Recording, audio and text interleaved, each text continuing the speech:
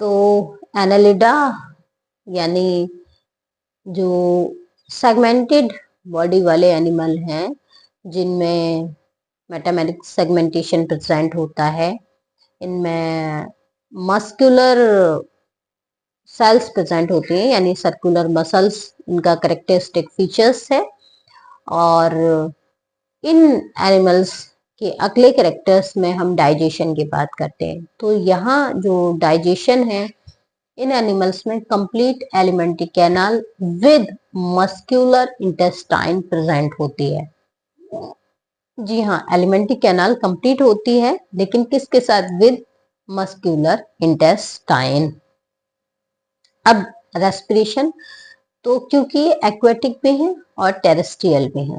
Aquatic में जैसे मैंने पहले नाम बताया है नेरिस, और नेरिस में क्या प्रेजेंट होते हैं? पैरापोडिया, और पैरापोडिया स्विमिंग में और रेस्पिरेशन में हेल्प करते हैं।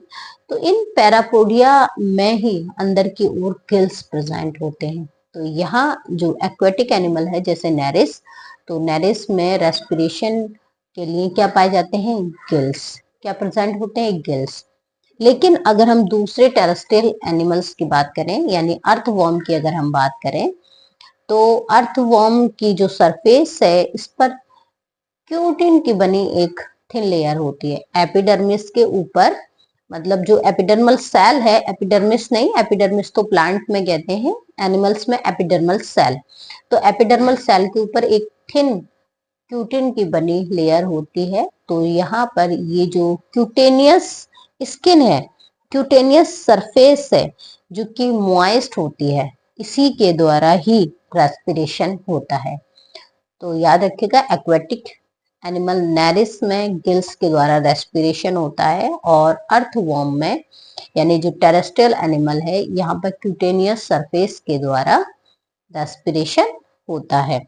अब हम इनके सर्कुलेशन की बात करते हैं। तो इन एनिमल में क्लोज्ड सर्कुलेशन होता है, बॉडी कैविटी के अंदर ही इनमें सर्कुलेशन पाया जाता है, यानी जो सर्कुलेशन है ये क्लोज्ड सर्कुलेशन होता है, ओनली इनमें ही पाया जाता है। याद रखना, क्लोज्ड सर्कुलेशन किस में पाया जाता है? एनालिडा के एनिमल्स में।